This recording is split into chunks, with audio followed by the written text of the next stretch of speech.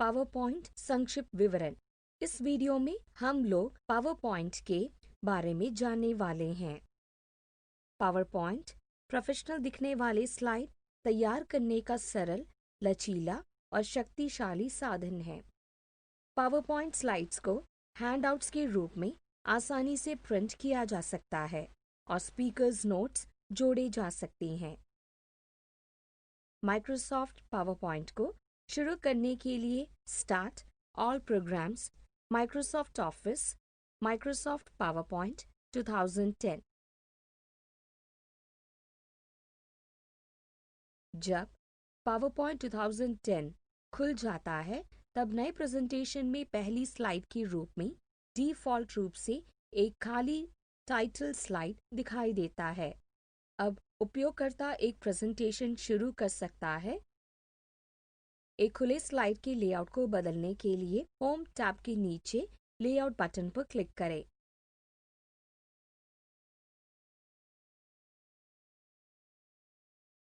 File menu के backstage view में new, open, save as, print, save and send और close इत्यादि होते हैं।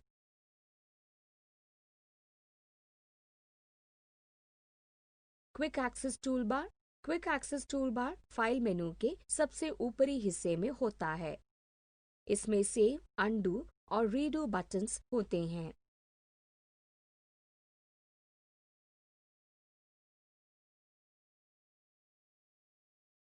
टाइटल बार में प्रेजेंटेशन का नाम दिखाई देता है।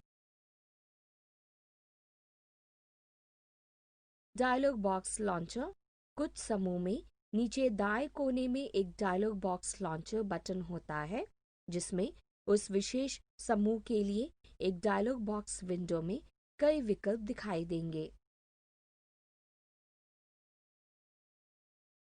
मेनू बार प्रत्येक मेनू बार टैब कार्य उन्मुख होता है और एक रिबन को खोलता है जो उप कार्यों में विभक्त होता है।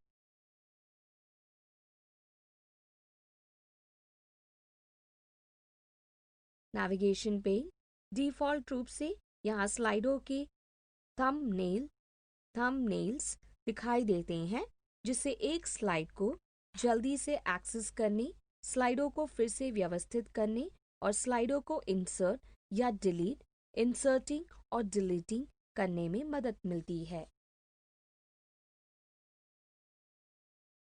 Outline view tab slide thumbnail के बजाय बाईं तरफ आउटलाइन व्यू में स्विच करें।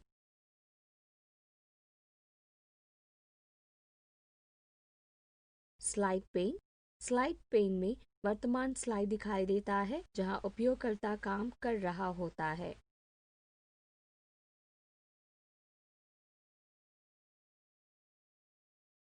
विंडोज कंट्रोल का इस्तेमाल प्रोग्राम विंडो को कंट्रोल करने के लिए किया जाता है।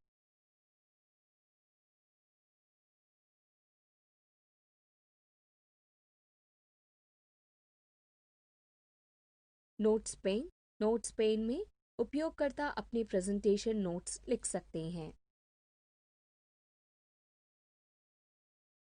स्टेटस बार में कामकाजी क्षेत्र और व्यूइंग मोड का स्लाइड नंबर दिखाई देता है और यह जूम मैग्निफिकेशन को एडजस्ट करने की अनुमति देता है।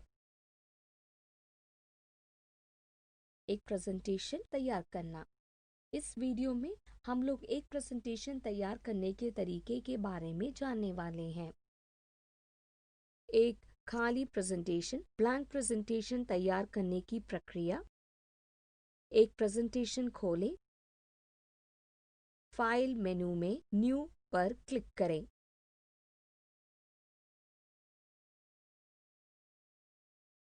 उपलब्ध टेम्पलेट्स और थीम्स पेज से खाली प्रेजेंटेशन का चयन करें।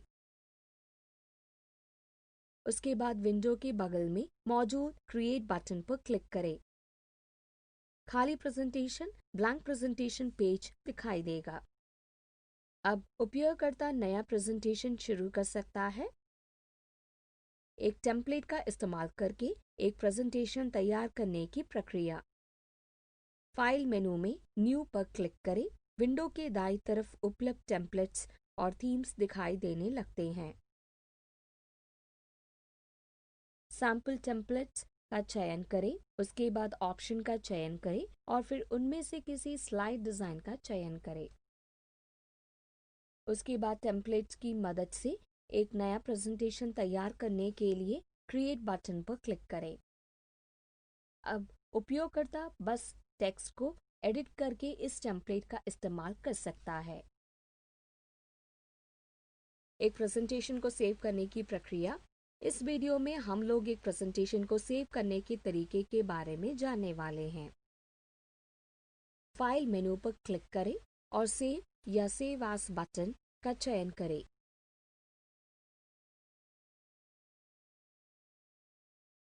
अन्यथा सेव करने के लिए कीबोर्ड शॉर्टकट Ctrl+S का इस्तेमाल करें। उपयोगकर्ता को सेव एज डायलॉग बॉक्स में ले जाया जाएगा। उपयोगकर्ता वर्तमान ड्राइव और डायरेक्टरी भी बदल सकता है जिसमें वह प्रेजेंटेशन को सेव करना चाहता है। उस स्थान पर पहुंचने के बाद उसमें अपनी फाइल को सेव करने के लिए न्यू फोल्डर विकल्प पर क्लिक करके एक नया फोल्डर बनाएं।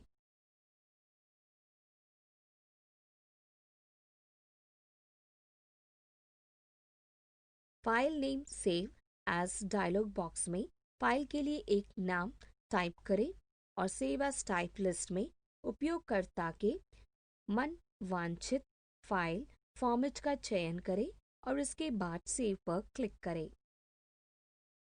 अब स्टेटस बार में सेविंग प्रक्रिया दिखाई देने लगती है। टेक्स्ट को जोड़ने और फॉर्मेटिंग करने की प्रक्रिया। इस वीडियो में हम लोग टेक्स्ट को जोड़ने और फॉर्मेट करने के तरीके के बारे में जानने वाले हैं। स्लाइड में टेक्स्ट जोड़ने की प्रक्रिया। एक प्रेजेंटेशन स्लाइड में एक टेक्स्ट एंटर करने के लिए वहां माउस का कर्सर रखें जहां क्लिक टू ऐड टाइटल या click to add text subtitle दिखाई दे रहा है। जब कर्सर टिमटिमाने लगे तब टाइप करना शुरू करें।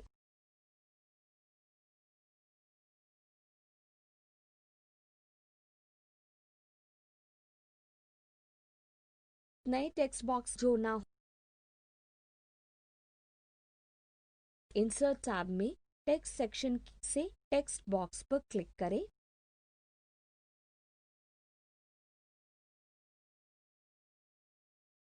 माउस को वहां ले जाएं जहां नया टेक्स्ट बॉक्स दिखाई देना चाहिए और क्लिक करें। अब स्लाइड पर अपने आप टेक्स्ट बॉक्स दिखाई देने लगेगा। टेक्स्ट बॉक्स में कर्सर का टिमटिमाना शुरू होने के बाद टेक्स्ट टाइप करें।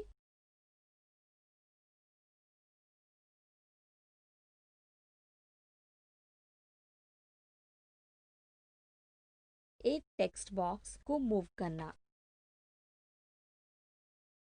एक टेक्स्ट बॉक्स को मूव करने के लिए टेक्स्ट बॉक्स के भीतर एक बार क्लिक करें। टेक्स्ट बॉक्स का आउटलाइन एक स्लाइड लाइन में बदल जाना चाहिए।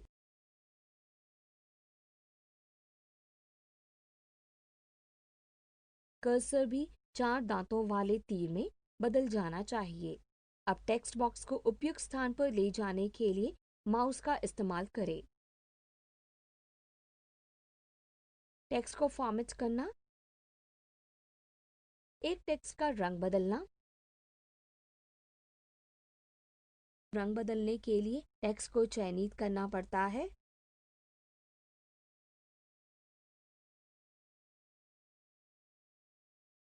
फॉर्मेट टैब में वर्ड आर्ट स्टाइल ग्रुप से टेक्स्ट फिल पर क्लिक करें और उसके बाद टेक्स्ट का रंग चुनें।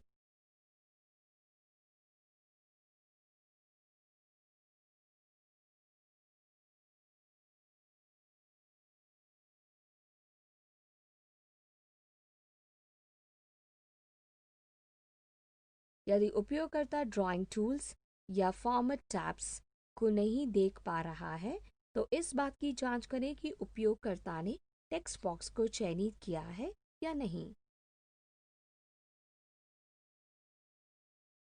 रंग बदलने के लिए यदि वह थीम कलर में नहीं है तो मोर फिल कलर्स पर क्लिक करें और उसके बाद या तो स्टैंडर्ड टैब में रंग पर क्लिक करें या कस्टम टैब में रंगों को मिक्स करें।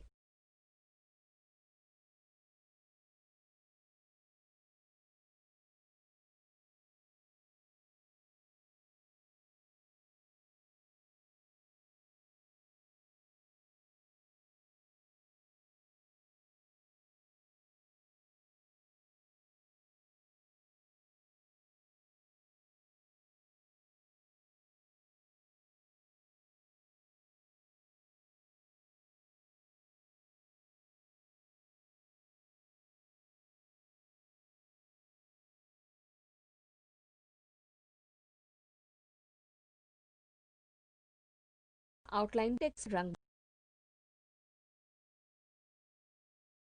टेक्स्ट का आउटलाइन बदलने के लिए फॉर्मेट टैब में टेक्स्ट आउटलाइन विकल्प पर क्लिक करें और टेक्स्ट के लिए आउटलाइन कलर का चयन करें।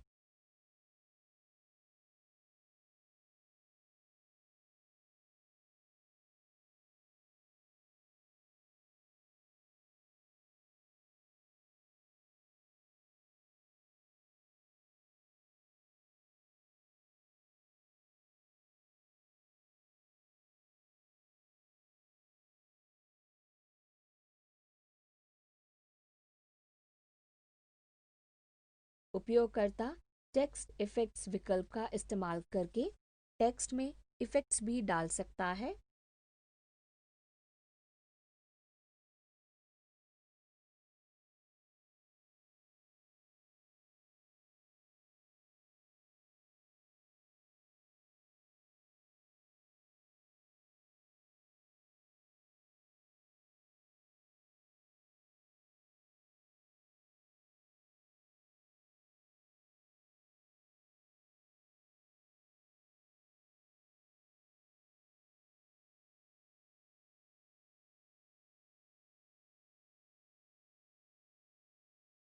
वर्ड आर्ट का इस्तेमाल प्रेजेंटेशन में एक विजुअल इफेक्ट डालने के लिए किया जाता है।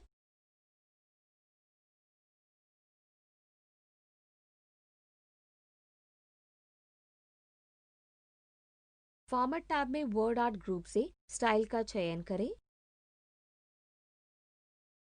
पैराग्राफों को फॉर्मेट करने की प्रक्रिया। इस वीडियो में हम लोग पैराग्राफों को फॉर्मेट करने के प्रक्रिया के बारे में जानने वाले हैं। पैराग्राफों को पैराग्राफ सेक्शन का इस्तेमाल करके फॉर्मेट किया जा सकता है। इसमें होते हैं बुलेट्स और नंबरिंग, डिक्रीज इंडेंट और increase indent, line spacing, alignment, justification, left, centre, right, justify,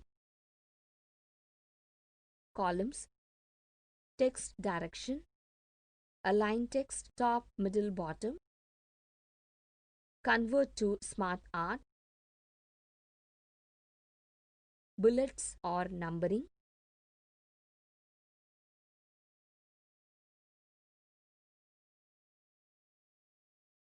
उपयोगकर्ता होम टैब से बुलेट्स और नंबरिंग विकल्प का इस्तेमाल करके चयनित टेक्स्ट में नंबर्स या बुलेट्स डाल सकते हैं।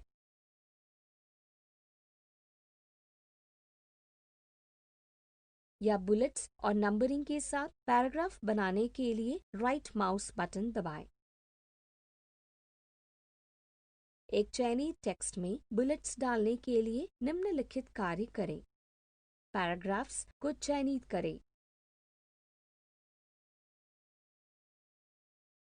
आवश्यक बुलेट्स का चयन करने के लिए उस पर क्लिक करें, जिसके बाद पैराग्राफों में बुलेट्स इंसर्ट हो जाते हैं।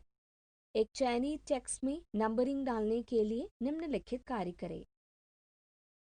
पैराग्राफ को चयनित करें।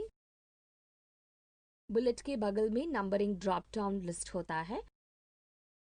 आवश्यक फॉर्मेट वाली नंबरिंग का चयन करें, जिससे लाइनों के सामने नंबर आ जाएंगे।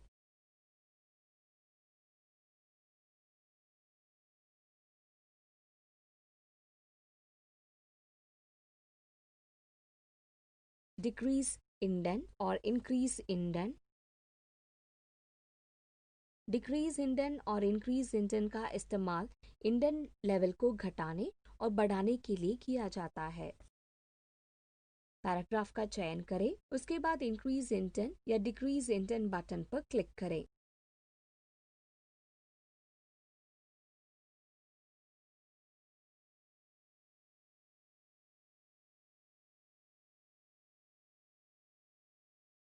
Line spacing. Line spacing button में एक नीले रंग का ऊर्ध्वगामी तीर और एक नीले रंग का अधोगामी तीर होता है। एक वाक्य को चयनित करें जिसमें 2 लाइन हो। लाइन स्पेसिंग बटन पर क्लिक करें। लाइनों के बीच आवश्यक खाली जगह का चयन करें।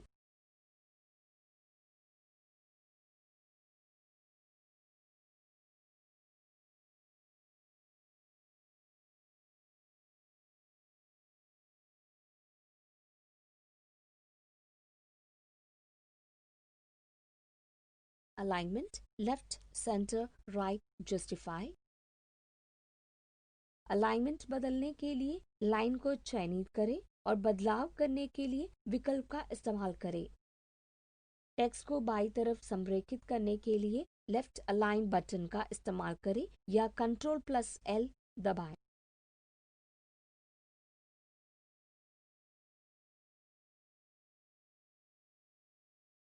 टेक्स्ट को बीच में संरेखित करने के लिए सेंटर लाइन बटन का इस्तेमाल करें या Ctrl+E दबाएं।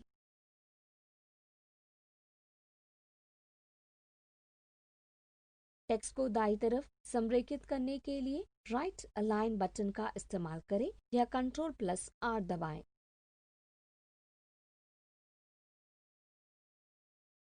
टेक्स्ट को हर तरफ से संरेखित करने के लिए जस्टिफाई बटन का इस्तेमाल करें या Ctrl+L दबाएं।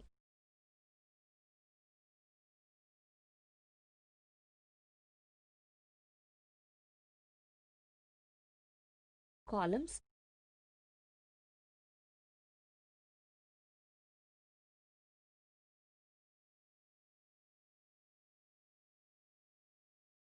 कॉलम बनाने के लिए टेक्स्ट को चयनित करें।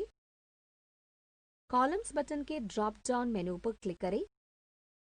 यहाँ उपयोगकर्ता चुनाव कर सकते हैं कि उसे टेक्स्ट एक कॉलम में चाहिए, 2 या 3 कॉलम में। यदि उपयोगकर्ताओं को कॉलम नहीं चाहिए तो एक कॉलम बटन पर क्लिक करें और वह वापस वास्तविक फॉर्मेट में बदल जाएगा।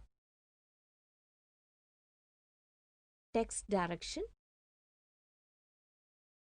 टेक्स्ट डायरेक्शन बटन में horizontal, rotate text 90 degrees, rotate all text 270 degrees और स्टैक जैसे विकल्प होते हैं। इस बटन पर क्लिक करें और यह एक ड्रॉप डाउन मेनू लेकर आएगा जहां से उपयोगकर्ता टेक्स्ट की दिशा चुन सकता है।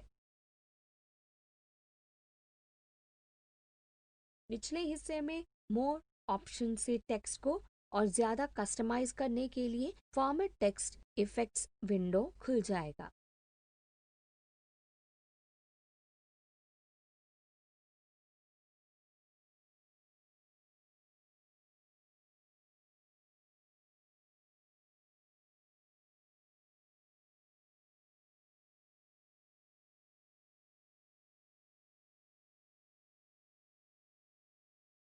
यदि उपयोगकर्ता को यह सब पसंद नहीं है या वह उसे वापस बदलना नहीं चाहता है तो हॉरिजॉन्टल पर क्लिक करें और वह वापस नॉर्मल में चला जाएगा।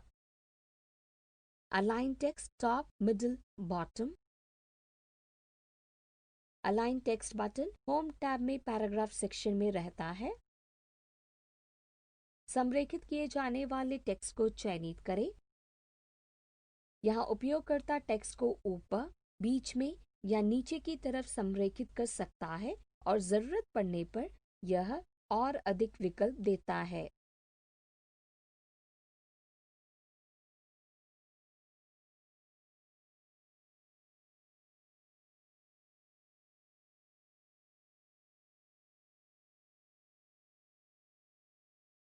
Convert to smart art. Home tab के पैराग्राफ सेक्शन का अंतिम बटन है convert to smart art. Align text icon पर क्लिक करें और यह एक ड्रॉप डाउन मेनू लेकर आएगा। Convert to smart art button PowerPoint स्लाइडों के लिए एक अलग लुक का निर्माण करने के लिए और अधिक विकल्प देगा।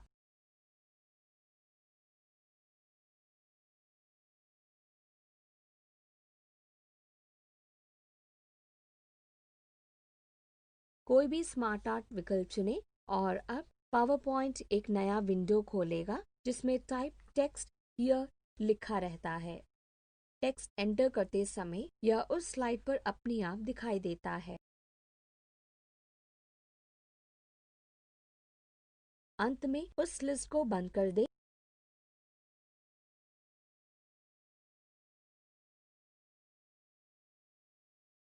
स्पेलिंग की जांच करने और उसे ठीक करने की प्रक्रिया। इस वीडियो में हम लोग स्पेलिंग की जांच करने और उसे ठीक करने के तरीके के बारे में जानने वाले हैं।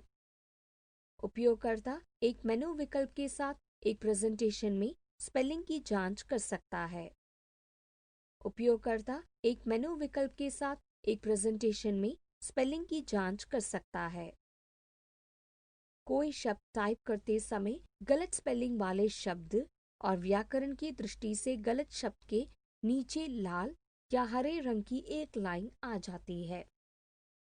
लाल लाइन से स्पेलिंग संबंधी गलती और हरे रंग की लाइन से संभवतः व्याकरण संबंधी गलती का संकेत मिलता है।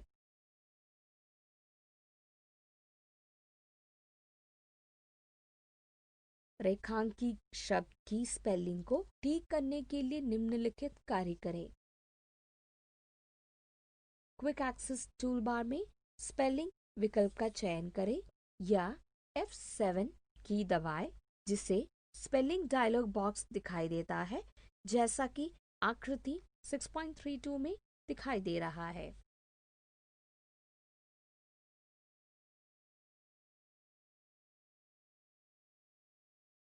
या कंप्यूटर उस हाइलाइटेड शब्द के लिए उपयुक्त स्पेलिंग और व्याकरण का सुझाव देता है।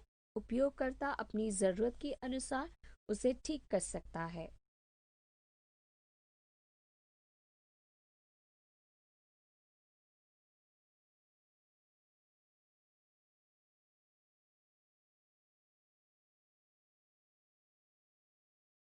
फाइल मेनू पर क्लिक करें। मेनू के निचले हिस्से में ऑप्शंस पर क्लिक करें। यह PowerPoint options dialog box में ले जाएगा, जहां प्रूफिंग पर क्लिक करें। पावर पॉइंट में स्पेलिंग ठीक करते समय check spelling as you type या यूज कंटेक्चुअल स्पेलिंग या hide spelling errors check box का चयन करें या चयन हटाएं।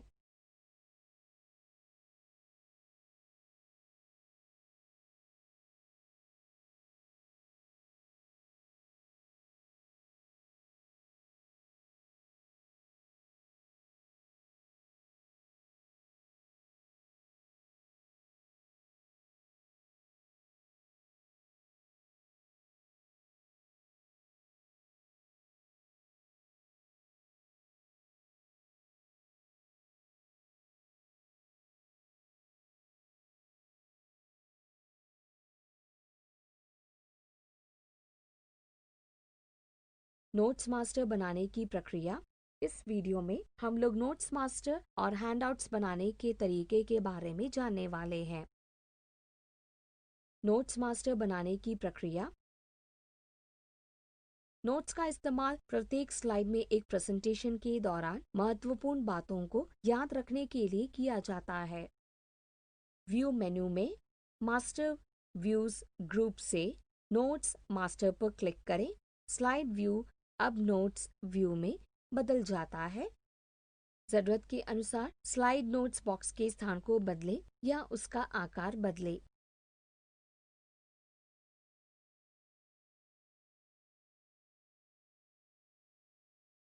उपयोगकर्ता नोट्स मास्टर में अपनी इच्छा अनुसार अन्य चीजें जोड़ सकता है, जैसे टेक्स्ट, आर्ट, हेडर या फुटर, तारीख, समय या पेज नंबर।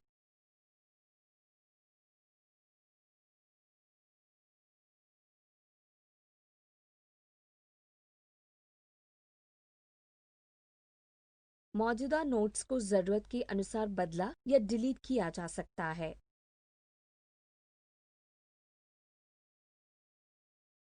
उसके बाद क्लोज मास्टर व्यू बटन पर क्लिक करें। अब नोट्स स्लाइड में जुड़ जाते हैं।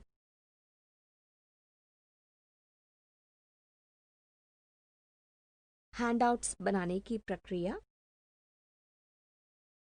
हैंडआउट्स एक लेक्चर, प्रेजेंटेशन, कन्वेंशन इत्यादि में दर्शकों को दी जाने वाली संबंधी जानकारी वाले कागजात हैं। हैंडआउट्स बनाने के लिए फाइल मेनू में बैकस्टेज व्यू से सेव एंड सेंड विकल्प पर क्लिक करें। फाइल टाइप्स में क्रिएट हैंडआउट्स विकल्प पर क्लिक करें।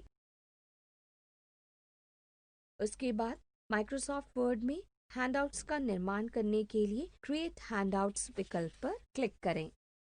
यह आपको send to Microsoft Word dialog box में ले जाएगा। हैंडआउट्स बनाने के लिए कोई एक विकल्प चुनें, उसके बाद ओके पर क्लिक करें।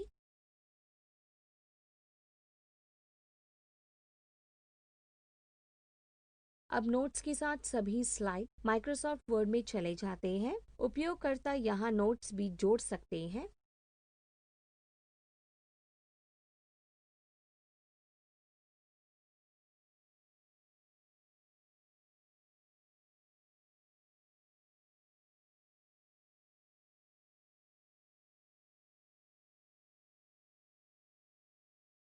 उसके बाद एक प्रेजेंटेशन को प्रस्तुत करने के लिए हैंडआउट्स को प्रिंट करें।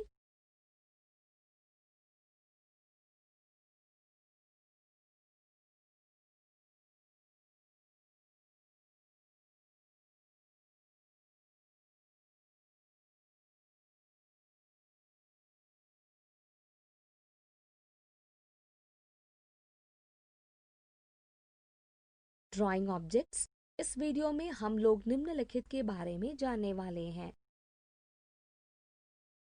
पावर पॉइंट उपयोगकर्ता को कोई भी आकृति बनाने और अपनी जरूरत के अनुसार उन आकृतियों को फॉर्मेट करने की अनुमति देता है। एक आकृति बनाने के कई तरीके हैं, उनमें से दो हैं ड्राइंग, जो निम्नलिखित है। होम टैब में उपयोगकर्ता आकृति बनाने और ड्राइंग को फॉर्मेट करने के लिए ड्राइंग सेक्शन का इस्तेमाल कर सकता है। अन्यथा ड्राइंग के लिए ड्राइंग टूलबार में फॉर्मेट टैब का इस्तेमाल किया जाता है। फॉर्मेट टैब में 5 सेक्शन होते हैं जो निम्नलिखित हैं। Insert shapes. उपयोगकर्ता किसी भी आवश्यक आकृति का आकृति बनाने के लिए इंसर्ट शेप सेक्शन का इस्तेमाल कर सकता है और उपयोगकर्ता उस शेप को एडिट भी कर सकता है और टेक्स्ट बॉक्स भी जोड़ सकता है। Shape styles. Shape style section में उपयोगकर्ता किसी भी शेप या आकृति की style, shape colour, outline colour और शेप इफेक्ट्स को बदल सकता है। Word art styles. Word art styles में उपयोगकर्ता text style, text colour, text outline colour और टेक्स्ट इफेक्ट्स को बदल सकता है। अरेंज। अरेंज सेक्शन उपयोगकर्ता को आकृतियों के स्थान को बदलने की अनुमति देता है, जैसे सामने लाना, पीछे भेजना, सिलेक्शन पेन, अलाइन, आकृतियों को समूहबद्ध करें और आकृति को आवश्यक कोण पर घुमाएं। साइज। साइज सेक्शन उपयोगकर्ता को बॉक्स में अप और डाउन एरो का इस्तेमाल करके आकृति की ऊंचाई और चौड़ाई को बदलने की अनुमति देता है।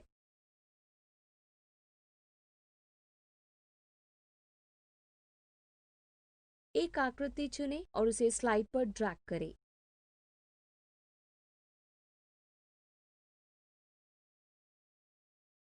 एडिट शेप से शेप को एडिट करने के लिए चेंज शेप का इस्तेमाल करें। उसके बाद एडिट पॉइंट पर क्लिक करके महत्वपूर्ण बदलाव करें।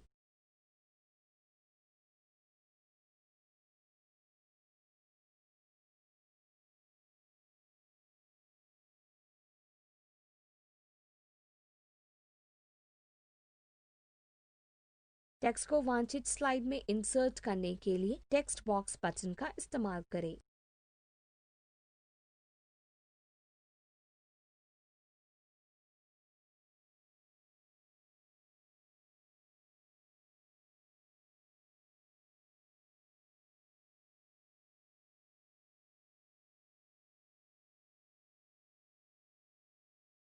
मोर स्टाइल विकल्प को दिखाने के लिए शेप स्टाइल्स ग्रुप में मोर ड्रॉप डाउन एरो पर क्लिक करें। वांछित स्टाइल का चयन करें।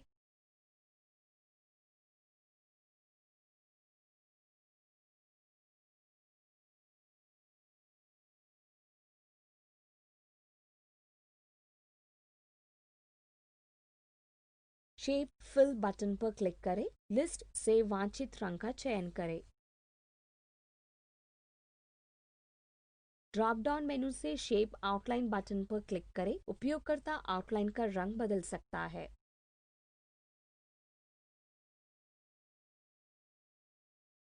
शेप इफेक्ट्स बटन पर क्लिक करें। स्लाइड में शैडो इफेक्ट का प्रीव्यू देखने के लिए विकल्पों पर माउस ले जाएं।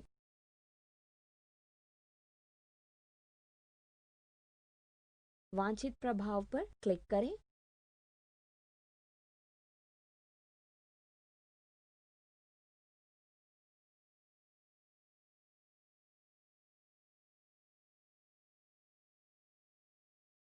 वर्ड आर्ट स्टाइल्स ग्रुप में मोर ड्रॉप डाउन एरो पर क्लिक करें। वांछित टेक्स्ट में स्टाइल को लागू करने के लिए वांछित स्टाइल प्रीसेट का चयन करें।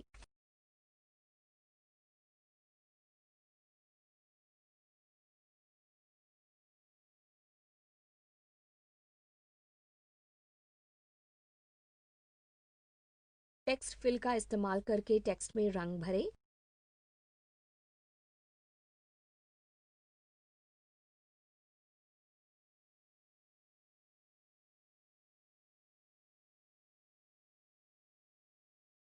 टेक्स्ट आउटलाइन का इस्तेमाल टेक्स्ट का आउटलाइन बनाने के लिए किया जाता है।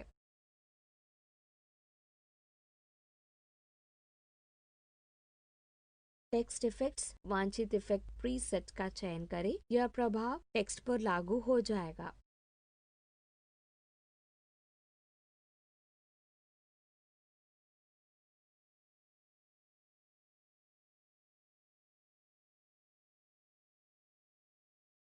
ऑब्जेक्ट के क्रम में एक स्तर एक परिवर्तन करने के लिए ब्रिंग फॉरवर्ड या सेंड बैकवर्ड बटन।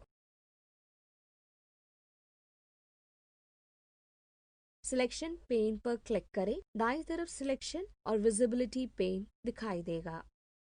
यहाँ उपयोगकर्ता को स्लाइड पर प्रत्येक ऑब्जेक्ट की एक सूची दिखाई देगी और उसके बगल में एक क्लिक करने योग्य नेत्र गोलक दिखाई देगा, जो इस बात का संकेत देता है कि वह ऑब्जेक्ट स्लाइड पर छिपा हुआ है या नहीं। अलाइन बटन पर क्लिक करें। उपयोगकर्ता द्वारा चुने गए विकल्प के आधार पर ऑब्जेक्ट एक दूसरे के साथ संरेखित हो जाएगा।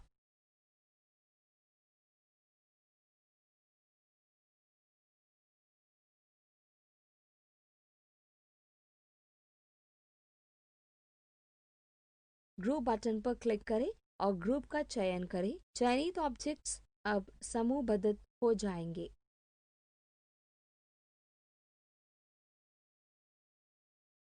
रोटेट विकल्प पर क्लिक करके शेप को आवश्यक कोण पर घुमाएं।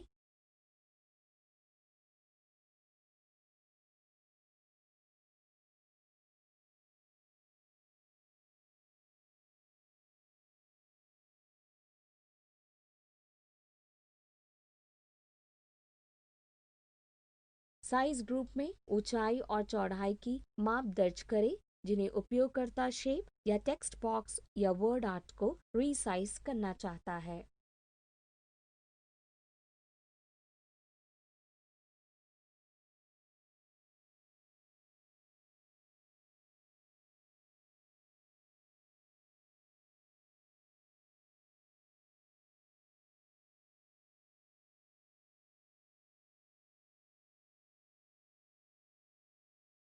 ऑब्जेक्ट्स के साथ काम करने की प्रक्रिया। इस वीडियो में हम लोग निम्नलिखित के बारे में जानने वाले हैं। पावर पॉइंट प्रेजेंटेशन उपयोगकर्ता को इंसर्ट करने की सुविधा प्रदान करता है। एक्सेल शीट्स, चार्ट्स, समीकरण, इक्वेशंस। एक्सेल स्प्रेडशीट इंसर्ट करना। एक प्रेजेंटेशन स्लाइड में एक्सेल स्प्रेडशीट इंसर्ट करने के लिए उपयोगकर्ता को स्लाइड का चयन करना पड़ता है जहां एक टेबल जोड़ना होता है। इंसर्ट टैब में टेबल्स ग्रुप में टेबल पर क्लिक करें। इंसर्ट ऑब्जेक्ट डायलॉग दिखाई देगा जिसमें से माइक्रोसॉफ्ट एक्सेल वर्कशीट का चयन करें और उसके बाद ओके बटन पर क्लिक करें। अब उस स्लाइड में एक्सेल शीट इंसर्ट हो जाएगा।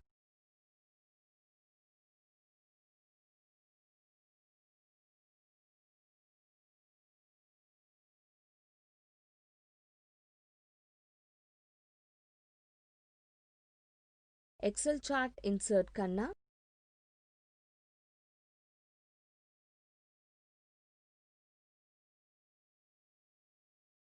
एक एक्सेल चार्ट तैयार करने के लिए insert object Microsoft Excel chart का इस्तेमाल करें। इंसर्ट ऑब्जेक्ट डायलॉग दिखाई देगा जिसमें से माइक्रोसॉफ्ट एक्सेल चार्ट का चयन करें और उसके बाद ओके बटन पर क्लिक करें।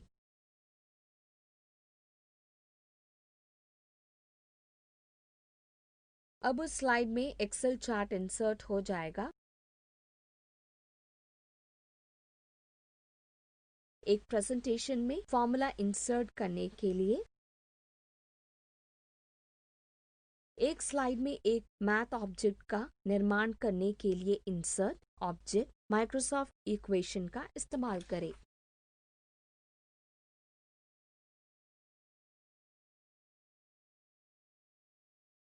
उपयोगकर्ता इक्वेशन एडिटर विंडो में जाएगा, वांछित फॉर्मूला टाइप करेगा, उसके बाद विंडो को बंद करेगा।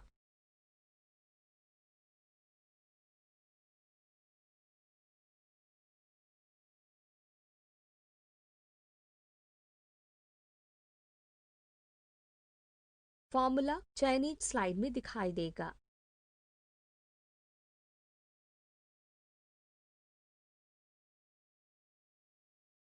क्लिप आर्ट इंसर्ट करने की प्रक्रिया। इस वीडियो में हम लोग क्लिप आर्ट और पिक्चर्स इंसर्ट करने के तरीके के बारे में जानने वाले हैं। क्लिप आर्ट इंसर्ट करने की प्रक्रिया। क्लिप आर्ट ग्राफिक चित्रों का एक संग्रह है जिन्हें एक प्रेजेंटेशन स्लाइड में इंसर्ट किया जा सकता है।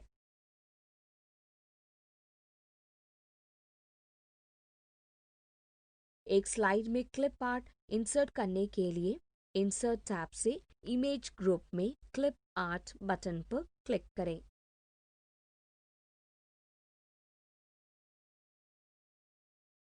विंडो के दाईं तरफ क्लिप आर्ट टास्क पेन दिखाई देगा। खोजना शुरू करने के लिए गो पर क्लिक करें। परिणामों की सूची में क्लिप आर्ट को इंसर्ट करने के लिए उस पर क्लिक करें।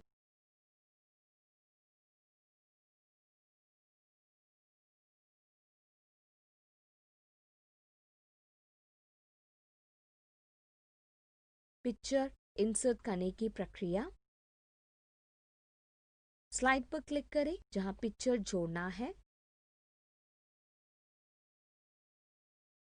इंसर्ट टैब में इमेजेस ग्रुप में पिक्चर बटन पर क्लिक करें।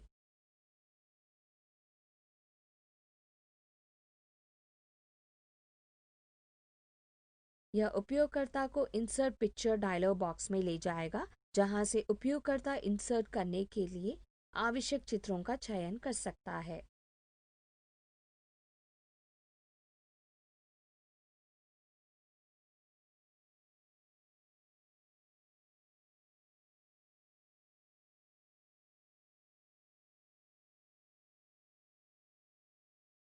स्लाइड शो की डिजाइनिंग। इस वीडियो में हम लोग निम्नलिखित के बारे में जानने वाले हैं। ट्रांजिशन एक स्लाइड शो के दौरान एक स्लाइड को शुरू करने के लिए इस्तेमाल किया जाने वाला एक स्पेशल इफेक्ट है। एक स्लाइड के ट्रांजिशन को बदलने के लिए पेन में स्लाइड्स और आउटलाइन टैब्स मौजूद होते हैं। उनमें से स्लाइड्स टैब से स्लाइड का चयन करें। स्लाइड्स टैब में स्लाइड के थंबनेल पर क्लिक करें जिसमें ट्रांजिशन है जिसे उपयोगकर्ता बदलना चाहता है। रिबन में ट्रांजिशन टैब में इस स्लाइड ग्रुप के ट्रांजिशन में उस स्लाइड के लिए एक स्लाइड ट्रांजिशन इफेक्ट पर क्लिक करें। Slide timing. वर्तमान स्लाइड में ट्रांजिशन का समय निर्धारित करने के लिए निम्नलिखित कार्य करें। नॉर्मल व्यू में स्लाइड्स टैब में ट्रांजिशन के साथ स्लाइड्स के थंबनेल पर क्लिक करें जिसका समय उपयोगकर्ता निर्धारित करना चाहता है। ट्रांजिशन टैब में टाइमिंग ग्रुप में अवधि समय में परिवर्तन करें, उसके बाद उसका चयन करें।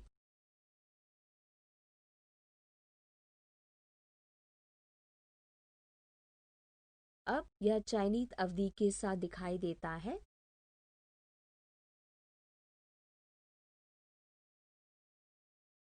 यह निर्दिष्ट करने के लिए कि अगला स्लाइड वर्तमान स्लाइड से कितना आगे रहेगा, इनमें से किसी एक प्रक्रिया का इस्तेमाल करें।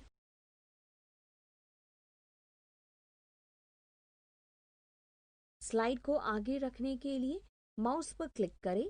ट्रांजिशन टैब में transition to this slide group में ऑन माउस का चयन करें। एडवांस स्लाइड में चेक बॉक्स पर क्लिक करें। यह निर्दिष्ट करने के लिए कि अगला स्लाइड वर्तमान स्लाइड से कितना आगे रहेगा, इनमें से किसी एक प्रक्रिया का इस्तेमाल करें।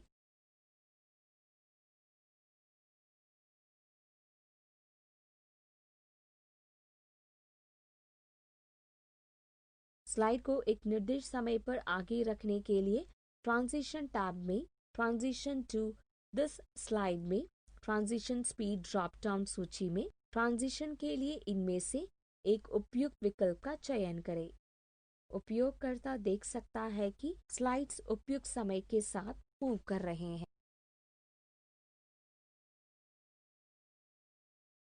एक स्लाइड शो को चलाने की प्रक्रिया।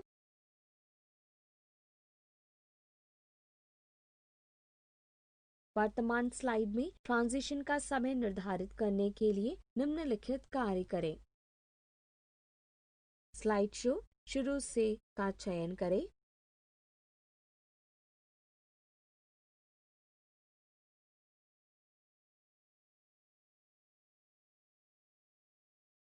स्क्रीन के निचले दाएं कोने में प्रोजेक्टर बटन पर क्लिक करें।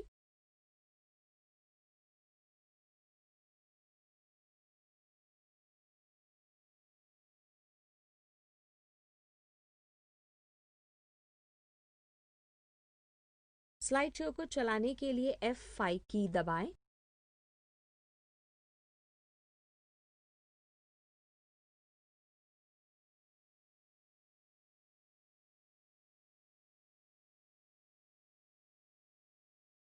अगले स्लाइड में जाएं, स्पेस बार या एंटर या पेज डाउन या राइट एरो की या डाउन एरो दबाएं।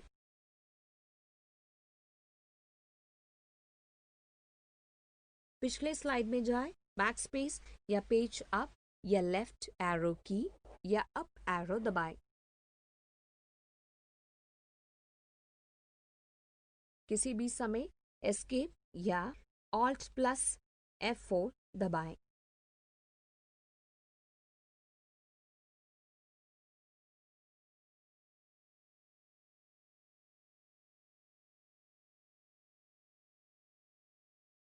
पेन टूल का इस्तेमाल करें, कंट्रोल प्लस P।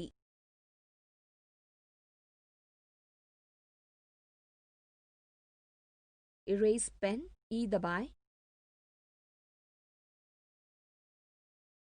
पॉइंटर को छुपाएं, A दबाएं।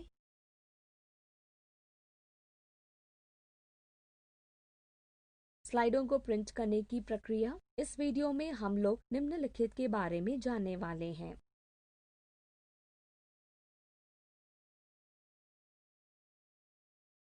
फाइल टैब में प्रिंट विकल्प पर क्लिक करें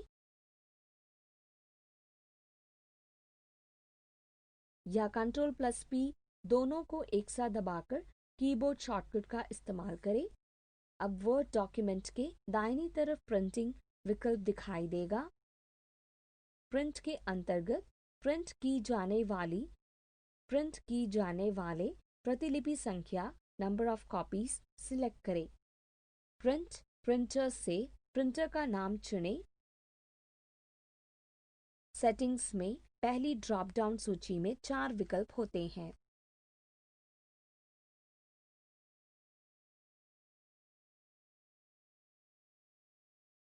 प्रिंट ऑल स्लाइड्स सभी स्लाइडों को प्रिंट करने के लिए। प्रिंट सिलेक्शन सिलेक्टेड पेज को प्रिंट करने के लिए।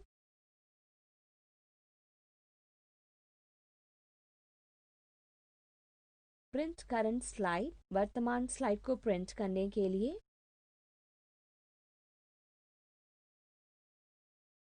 कस्टम रेंज सिर्फ निर्दिष्ट स्लाइडों को प्रिंट करने के लिए।